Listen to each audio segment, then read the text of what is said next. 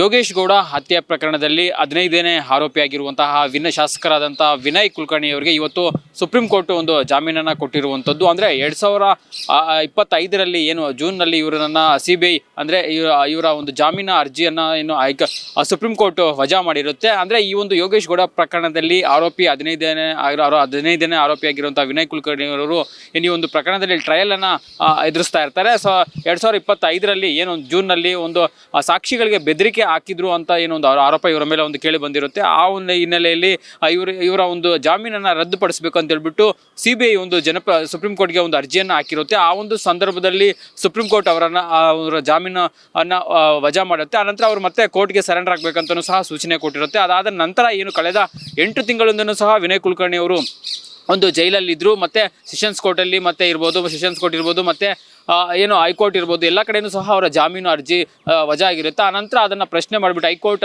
ಆದೇಶವನ್ನು ಪ್ರಶ್ನೆ ಮಾಡಿ ಒಂದು ಸುಪ್ರೀಂ ಕೋರ್ಟ್ಗೆ ಅರ್ಜಿಯನ್ನು ಹಾಕ್ಕೊಂಡಿರ್ತಾರೆ. ಸುಪ್ರೀಂ ಕೋರ್ಟ್ ಸಹ ಇವತ್ತು ವಾದ ಮತ್ತು ಪ್ರತಿವಾದ ಆಲಿಸಿದಂತಹ ಕೋರ್ಟು ಇವತ್ತು ಜಾಮೀನನ್ನು ಕೊಟ್ಟಿರುವಂಥದ್ದು. ಸದ್ಯ ವಿನಯ್ ಕುಲಕರ್ಣಿ ಅವರು ಪರಪ್ ನಗರದ ಜೈಲಿನಲ್ಲಿ ಇರುವಂಥದ್ದು. ಇವತ್ತು ಅಥವಾ ನಾಳೆ ಅವರು ಬಿಡುಗಡೆ ಆಗುವಂಥ ಸಾಧ್ಯತೆ ಇರುವಂಥದ್ದು ಈ ಒಂದು ಪ್ರಕರಣದಲ್ಲಿ. ಜೊತೆಗೆ ಈ ಒಂದು ಪ್ರಕರಣದ ಹಿನ್ನೆಲೆಯನ್ನು ನೋಡ್ತಾ ಇದ್ದೆ 2016ರಲ್ಲಿ ಒಂದು ಯೋಗೇಶ್ ಗೌಡ ಜಿಲ್ಲಾ ಪಂಚಾಯತ್ ಸದಸ್ಯರನ್ನ ಒಂದು ಅಲ್ಲಿನ ಧಾರವಾಡದ ಜಿಮ್ನಲ್ಲಿ ಹತ್ಯೆಯನ್ನು ಮಾಡಲಾಗುತ್ತೆ. ಅದರಲ್ಲಿ ಪ್ರಮುಖವಾಗಿ ಮೊದಲನೇದಾಗಿ 6 ಜನ ಆರೋಪಿಗಳನ್ನ ಸ್ಥಳೀಯ ಪೊಲೀಸರು ಅರೆಸ್ಟ್ ಮಾಡ್ತಾರೆ. ಆನಂತರ ಈ ಒಂದು ಪ್ರಕರಣದಲ್ಲಿ ಅಲ್ಲಿನ ಶಾಸಕರಾದಂಥ ಏನು ವಿನಯ್ ಕುಲಕರ್ಣಿ ಅವರ ಕುಮ್ಮಕ್ಕಿನಿಂದ ವಿನಯ್ ಕುಲಕರ್ಣಿ ಅಂದರೆ ಯೋಗೇಶ್ ಗೌಡ ಅವರ ಕೊಲೆಯಾಗಿದೆ ಅಂತ ಹೇಳಿಬಿಟ್ಟು ಒಂದು ಸಾಕಷ್ಟು ಆರೋಪಗಳು ಇರ್ಬೋದು ಮತ್ತು ಚರ್ಚೆಗಳು ನಡೀತಾ ಇತ್ತು. ಆನಂತರ BJP ಸರ್ಕಾರ ಬಂದ ನಂತರ 2018ರಲ್ಲಿ ಏನು ಈ ಒಂದು ಪ್ರಕರಣವನ್ನು ತೀವ್ರವಾಗಿ ಖಂಡಿಸಿ ನಂತರ CBIಗೆ ಈ ಒಂದು ಪ್ರಕರಣದ ಒಂದು ವರ್ಗಾವಣೆ ಮಾಡುತ್ತೆ. ಆನಂತರ CBI ಸಹ ಈ ವಿಚಾರಕ್ಕೆ ಸಂಬಂಧಪಟ್ಟಂತೆ ಒಂದು ಪ್ರಕರಣವನ್ನು ಸಹ 2018ರಲ್ಲಿ ದಾಖಲು ಮಾಡಿಕೊಳ್ಳುತ್ತೆ. 18ರಲ್ಲಿ ದಾಖಲು ಮಾಡಿಕೊಂಡ ನಂತರ ತೀವ್ರವಾಗಿ ವಿಚಾರಣೆ ಮಾಡಿದ ನಂತರ 2021ರಲ್ಲಿ ವಿನಯ್ ಕುಲಕರ್ಣಿ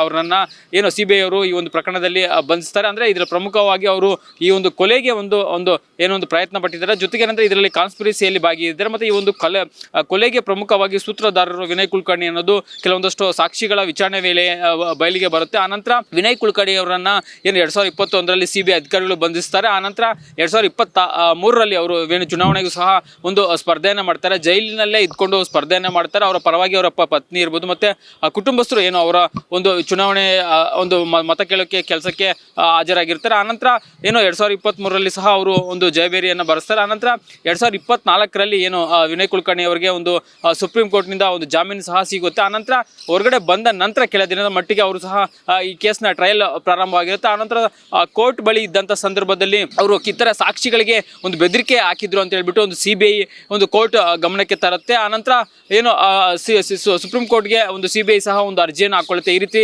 ವಿನಯ್ ಕುಲಕರ್ಣಿ ಅವರು ಈ ಒಂದು ಈಗ ಸಾಕ್ಷಿದಾರರು ಯಾರಿದ್ದಾರೆ ಮತ್ತು ಇದರ ಪ್ರಕರಣದಲ್ಲಿ ಯಾರ್ಯಾರು ಏನು ಸಾಕ್ಷಿ ಹೇಳಕ್ಕೆ ಬಂದಿದ್ದಾರೆ ಅವರನ್ನೆಲ್ಲವೂ ಸಹ ವಿನಯ್ ಕುಲಕರ್ಣಿ ಸಂಪರ್ಕ ಮಾಡ್ತಾ ಇದ್ದಾರೆ ಮತ್ತು ಅವರಿಗೆ ಬೆದರಿಕೆಯನ್ನು ಹಾಕ್ತಾ ಇದ್ದಾರೆ ಅಂತ ಹೇಳ್ಬಿಟ್ಟು ಒಂದು CBI ಒಂದು ತೀವ್ರ ಒಂದು ಅರ್ಜಿಯನ್ನು ಒಂದು ಸುಪ್ರೀಂ ಕೋರ್ಟ್ಗೆ ಸಲ್ಲಿಸುತ್ತೆ. ಆನಂತರ ಸುಪ್ರೀಂ ಕೋರ್ಟ್ ಇದನ್ನು ಪರಿಶೀಲನೆ ಮಾಡಿಬಿಟ್ಟು 2025ರಲ್ಲಿ ಏನು ಅವರ ಒಂದು ಜಾಮೀನು ರದ್ದು ಮಾಡುತ್ತೆ. ಯಾಕೆಂದರೆ ಜಾಮೀನು ಕೊಡುವಂಥ ಸಂದರ್ಭದಲ್ಲಿ ಸುಪ್ರೀಂ ಕೋರ್ಟ್ ಒಂದು ಸ್ಪಷ್ಟವಾಗಿ ಹೇಳಿರುತ್ತೆ, ಯಾವುದೇ ರೀತಿಯಂಥ ಸಾಕ್ಷಿಗಳಿಗೆ ಬೆದರಿಕೆ ಆಗಬಾರ್ದು ಮತ್ತು ತನಿಖಾಧಿಕಾರಿಗಳಿಗೆ ಅಡ್ಡಿಪಡಿಸಬಾರ್ದು ಮತ್ತು ತನಿಖೆಗೆ ಕರೆದಂಥ ಸಂದರ್ಭದಲ್ಲಿ ಅವರು ಹಾಜರಾಗಬೇಕು ಅಂತ ಹೇಳ್ಬಿಟ್ಟು ಕೆಲವೊಂದು ಷರತ್ತುಗಳನ್ನು ವಿಧಿಸಿ ಸುಪ್ರೀಂ ಕೋರ್ಟ್ ಒಂದು ಜಾಮೀನನ್ನು ಕೊಟ್ಟಿರುತ್ತೆ. ಆದರೆ ಆ ಜಾಮೀನುಗಳ ನಿಯಮಗಳ ಉಲ್ಲಂಘನೆ ಆಧಾರದ ಮೇಲೆ ಅವರನ್ನು ಮತ್ತೆ ಕೋರ್ಟ್ ಅವರ ಜಾಮೀನು ಅರ್ಜಿಯನ್ನು ವಜಾ ಮಾಡುತ್ತೆ, ರದ್ದುಪಡಿಸುತ್ತೆ. ಆನಂತರ ಸರೆಂಡರ್ ಆಗಬೇಕು ಅಂತಲೂ ಹೇಳುತ್ತೆ. ಈ ಮಧ್ಯೆ ಕೆಲ 10 ದಿನಗಳ ಅಂದರೆ 2025ರಲ್ಲಿ ಏನು ಅವರ ಜಾಮೀನು ರದ್ದಾದ ನಂತರ ಮತ್ತೆ 10 ದಿನಗಳ ಮಟ್ಟಿಗೆ ಅವರು ಹೊರಗಡೆ ಬರ್ತಾರೆ ಜಾಮೀನನ್ನು ಪಡೆದುಕೊಂಡು. ಅಂದರೆ ಆ ಒಂದು ಸಂದರ್ಭದಲ್ಲಿ ಅವರ ಮಗನ ಒಂದು ಶಸ್ತ್ರಚಿಕಿತ್ಸೆಯನ್ನು ಮಾಡ್ಕೋಬೇಕಾಗುತ್ತೆ. ಅದಕ್ಕೋಸ್ಕರ ಅವರು 10 ದಿನಗಳ ಮಟ್ಟಿಗೆ ಹೊರಗಡೆ ಬರ್ತಾರೆ. ಆನಂತರ 10 ದಿನಗಳ ಕಾಲಾವಧಿ ಮುಗಿದ ನಂತರ ಏನು ಅವರು ಮತ್ತೆ ಜೈಲಿಗೆ ಹೋಗ್ತಾರೆ. ಮತ್ತೆ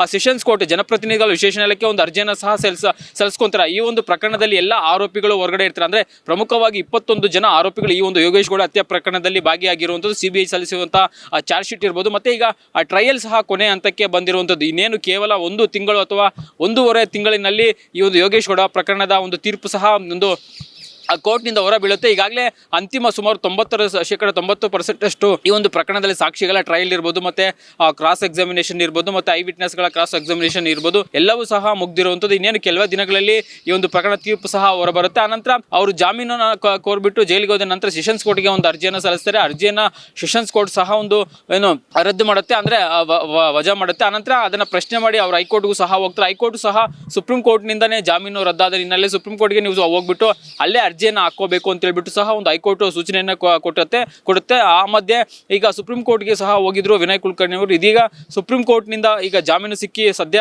ಇವತ್ತು ಅಥವಾ ನಾಳೆ ಬಿಡುಗಡೆ ಆಗುವಂಥದ್ದು. ಜೊತೆಗೆ ಈ ಒಂದು ಯೋಗೇಶ್ ಗೌಡ ಕೊಲೆ ಪ್ರಕರಣದಲ್ಲಿ ಇನ್ನೇನು ಕೇವಲ ಒಂದು ತಿಂಗಳಿನಲ್ಲಿ ಒಂದು ನ್ಯಾಯಾಲಯದಿಂದ ತೀರ್ಪು ಬರುವಂಥದ್ದು. ಯಾಕಂದರೆ 90% ಅಷ್ಟು ಶೇಕಡ ಸಾಕ್ಷಿಗಳ ಒಂದು ಕ್ರಾಸ್ ಎಕ್ಸಾಮಿನೇಷನ್ ಮುಗ್ದಿರುವಂಥದ್ದು, ಎವಿಡೆನ್ಸ್ ಮುಗ್ದಿರುವಂಥದ್ದು, ಮತ್ತು ಟೆಕ್ನಿಕಲ್ ಎವಿಡೆನ್ಸ್ ಎಲ್ಲವನ್ನೂ ಸಹ ಮುಗ್ದಿರುವಂಥದ್ದು.